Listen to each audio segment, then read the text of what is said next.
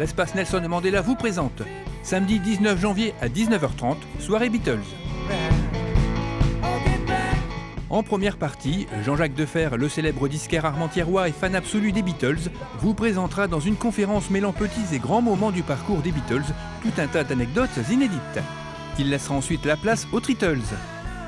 Le trio nordiste est composé de François Cassivio au chant et guitare, Maxime Menet au chant, guitare basse et piano et Guillaume Defresne au chant et à la batterie. Ils vous feront découvrir ou redécouvrir les titres légendaires du Quatuor de Liverpool. Infos et réservations à l'espace Mandela le mercredi uniquement, de 9h à 12h et de 13h30 à 17h30 ou par téléphone au 03 20 46 65 31. Vous pouvez également acheter vos places en ligne en vous rendant sur le site internet de l'espace Mandela. Retrouvez ce journal et d'autres informations sur lachapelle-tv.fr.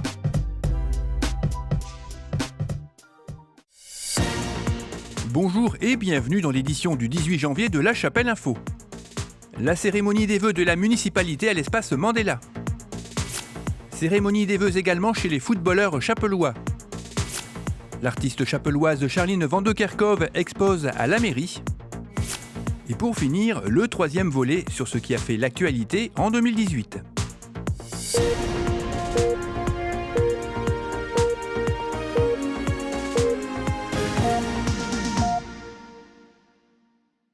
La municipalité a présenté ses vœux samedi dernier à l'espace Mandela, une cérémonie ouverte par le premier adjoint Régis Ozel, qui éprouve toujours un grand plaisir à participer à cette cérémonie qui marque le passage vers une nouvelle année qu'il a souhaité plus calme et apaisée. Il a rappelé les obligations du conseil municipal, acteur de la vie locale, qui doit lui aussi faire face au changement sociétal, le changement entraînant la modernité. À la crise sociale que connaît notre pays s'ajoute un malaise démocratique, une crise des valeurs et une défiance croissante vis-à-vis des institutions et de leurs élus. Nous avons tous un rôle à jouer dans cette société, et nous surtout élus. Nous devons devenir des ambassadeurs d'un changement positif, malgré les messages anxiogènes que nous transmettent tous les jours les médias. Évidemment, ce défi n'est pas évident du tout. Alors j'ai trouvé quelque chose qui était très intéressant. Les 9 commandements de Philippe Bloch, je ne sais pas si certains connaissent, conférencier, qui nous propose dans son livre « Tout va mal, je vais bien ». Premier commandement, un émetteur de bonnes nouvelles, tu deviendras positif. Ta confiance, plus souvent, tu accorderas. Sur ce qui dépend de toi, tu te concentreras. De personne, jamais rien, tu n'attendras. Des projets fous, tu imagineras. La nostalgie, tu banniras. Le goût du risque, tu retrouveras. Ton pouvoir, tu conserveras. La bienveillance, toujours, tu incarneras. Donc je pense que ces 9 commandements à méditer. Il a ensuite donné quelques chiffres sur la santé financière de notre commune qui compte toujours 8500 habitants. Au 1er janvier 2019, la dette de la commune est de 3 371 000 €, aucun emprunt n'ayant été contracté en 2018, ce qui correspond par habitant à un peu moins de 396 €, en baisse par rapport à l'année dernière. Jean-Michel Dubois, le directeur général des services, s'est dit marqué par la dignité et le côté humain qu'il a observé lors des manifestations organisées pour les commémorations du centenaire de la fin de la Première Guerre. Pour lui, les souffrances endurées par nos aïeux nous obligent à vivre, mais à vivre ensemble, pour que ces sacrifices ne soient pas vains. Il a également fait le bilan des travaux effectués par le personnel communal, auquel il a rendu hommage. Ce jour est également l'occasion pour moi de remercier mes collègues. Certes, leurs tâches sont parfois peu visibles, mais elles permettent au quotidien de maintenir en bon état le patrimoine communal. Enfin, je profite d'être dans cette salle pour vous inciter à profiter de la programmation culturelle très riche qui est proposée. Je souhaite, en ces temps plus difficiles de changement, vous assurer que le personnel sera aux côtés du conseil municipal pour continuer le chemin qu'il aura bien voulu tracer, pour répondre aux besoins des Chapellois. Le maire Bernard Coine a signalé qu'en 2019, il aborderait sa 36e année au sein du conseil municipal, dont 30 comme maire, et que notre commune célébrera les 30 ans du jumelage avec Birchington, événement qui marqua le vrai démarrage de sa carrière publique, un écoulement du temps qui l'a amené à revenir sur l'évolution de notre commune. Il a également listé les réalisations en cours de mandat et celles à venir. Actuellement, nous pouvons afficher la satisfaction de posséder des équipements sportifs de qualité, dont la piscine intercommunale. La salle Nelson Mandela nous a permis de développer une politique culturelle de qualité. Nous disposons d'espaces publics avec des projets d'aménagement exemplaires. Quand on sait que les espaces verts et arborés sont des pompes à CO2 par le mécanisme de la photosynthèse, abritent la biodiversité, nous sommes dans l'air du temps. Où allons-nous maintenant ? Nous avons déjà débattu largement du PLU et des impératifs de conservation des espaces agricoles, tout en ayant les moyens de produire du logement. Il faut simplement espérer qu'aucun recours ne viendra retarder les projets chapellois, l'hôtel, le centre de sport nautique, les nouveaux ateliers municipaux. Cette année verra l'installation de la fibre permettant un accès optimisé à l'Internet. Des bornes de rechargement des voitures électriques seront installées sur le parking de covoiturage. La rénovation de l'église Saint-Va sera terminée. Le service des espaces verts travaille à l'aménagement de la pâture de Burkington. Celui de la plaine du Nouveau Monde sera en cours d'élaboration dans les prochains mois. Surtout, la construction de nouvelles classes sera entamée pour le groupe scolaire Barthier-Mozart. Tout est financé pour ce mandat, sans augmentation de la pression fiscale chapelloise, Régis nous l'avait rappelé.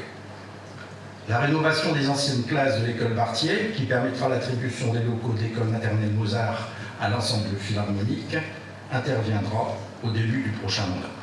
Il a aussi annoncé la construction prochaine d'un nouveau cabinet médical, regroupant des médecins cardiologues et gastro-entérologues, ainsi que des consultations de spécialistes des cliniques lilloises, confirmant ainsi l'attractivité de notre commune et en toute modestie le fruit du travail du conseil municipal. Il a aussi rappelé que notre commune participe à toutes les actions intercommunales du secteur de l'Armentiérois. Malgré les difficultés que doit affronter notre pays, il a appelé à rester positif. Chers amis chapellois, en général, nous ne sommes pas si mal en France. Même si on peut toujours améliorer les choses, en particulier pour celles et ceux qui recherchent un emploi et celles et ceux qui ont des problèmes de fin de mois. Je vous invite à positiver les bons côtés de votre vie, à savourer les petits moments de bonheur et à regarder vers l'avant. Au nom du conseil municipal, je vous adresse mes meilleurs vœux de bonne santé, d'épanouissement personnel et d'amour. Bonne année 2019 à toutes et à tous. En Européen convaincu et à l'occasion en mai prochain du vote pour l'élection des députés européens, il a choisi de projeter un petit film promotionnel sur les atouts que possède notre métropole pour être un acteur essentiel de l'Europe. Vous pouvez visionner ce clip à l'adresse qui apparaît à l'image. Des membres du personnel communal ont été mis à l'honneur avec la médaille d'honneur régionale, départementale et communale, échelon argent Sébastien Dick et Pierre-Yves Lallot, échelon vermeil Catherine Gruson et Catherine Marc, chez les retraités Nicole Béag et Daniel Martel. Des médailles de la ville ont également été remises aux membres d'associations, médaille de bronze Sylviane Le Saffre, médaille d'argent Marie Graham, toutes deux membres de l'association des familles, médaille d'or Christiane Sens de l'association Bouliste, médaille d'or Karine de Vargas de l'association Loisirs et Détente et médaille d'or également pour Nadège Elsens du football club chapellois. 2 personnes ont été mises à l'honneur, Amandine Copin qui est championne de France de gymnastique par équipe et Michel Horry de l'association syndicale de la Hallerie 2. Après une photo souvenir, le maire a invité l'Assemblée à partager le verre de l'amitié. L'équipe dirigeante du football club a présenté ses vœux à l'ensemble de l'exécutif et ses partenaires lundi dernier. Le président Johnny Leroy est revenu sur les excellents résultats du début de saison. Le club comprend 492 licenciés, ce qui fait de lui le 33e club du district. Il comprend également 60 entraîneurs et dirigeants, dont 11 femmes et 3 arbitres. Le club recherche aussi des sponsors, alors si vous êtes intéressé, vous pouvez le contacter directement. Le président a mis à l'honneur Nadège Elsens, qui vient de recevoir la médaille d'or de la ville pour ses 30 ans de trésorerie au club, et Julien Carpentier, le secrétaire du club, pour son dynamisme et son engagement. C'était aussi la première cérémonie des vœux pour Johnny Leroy, qui s'est dit scotché par l'enthousiasme général du club, quel que soit le projet à réaliser. Bernard Coleman, secrétaire de la Ligue des Hauts-de-France, a annoncé que le club était éligible pour recevoir des bons cadeaux suite aux retombées de la Coupe du Monde, sans oublier de féliciter les 2 membres mis à l'honneur. Patrick Robert, président du LOSC amateur, a félicité le club pour ses excellents résultats et s'est réjoui du partenariat qui lie les deux clubs depuis de nombreuses années. Le conseiller municipal Dante Palmerio, membre de la commission des sports, a excusé l'adjoint au sport Franck Torres, retenu par une réunion. Il a renouvelé le soutien de la municipalité face aux excellents résultats et appelé à préserver le bon état d'esprit qui règne au sein du club. La nouvelle est tombée brutalement quelques heures seulement après le tournage de ce reportage. Un entraîneur du club, Sébastien Gomes dos Santos, a succombé à une rupture d'anévrisme. Âgé de 36 ans, il était marié et père de 3 enfants. Plusieurs hommages lui seront rendus ce week-end. Afin de soutenir sa famille dans cette difficile épreuve, une cagnotte en ligne a été ouverte à l'adresse qui apparaît à l'image. Je présente à son épouse, ses enfants, ses proches et ses nombreux amis mes plus sincères condoléances.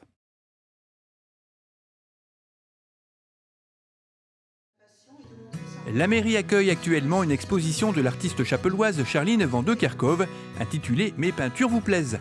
Ces œuvres sont très différentes les unes des autres en fonction de l'aspiration du moment. La particularité de son travail est d'utiliser des œuvres existantes qu'elle s'approprie des formes et repeint suivant ses envies en utilisant le pinceau, le couteau, le chiffon ou encore le doigt. Son objectif est de vouloir juste faire quelque chose de beau dans le seul but de faire plaisir aux gens. D'ailleurs, elle reverse 20% de ses ventes à l'association Wonder Augustine. Cette exposition est visible jusqu'au 2 mars 2019, aux heures d'ouverture de la mairie, ainsi que dans le hall de l'espace Mandela. Voici le 3e et avant-dernier volet sur ce qu'il fallait retenir de l'actualité de 2018 en images. En juillet, vous avez découvert Guillaume Bonte, cet ancien chapellois et journaliste. Il a créé une chaîne YouTube intitulée Culture GB où il vous fait découvrir l'origine d'un mot ou d'une expression, le sourire aux lèvres. Vous pouvez retrouver certaines de ses vidéos sur La Chapelle TV, mais le plus simple est de vous abonner sur la chaîne YouTube de Guillaume. Les festivités du 14 juillet ont vu l'arrivée de nouveautés, avec la disparition de la soirée dansante au profit de structures gonflables pour les enfants et d'une sangria offerte par la municipalité. La retraite au flambeau a rassemblé une fois de plus beaucoup de monde et pour admirer le feu d'artifice, les résidents de l'EHPAD Henri Boucherie se sont retrouvés aux premières loges.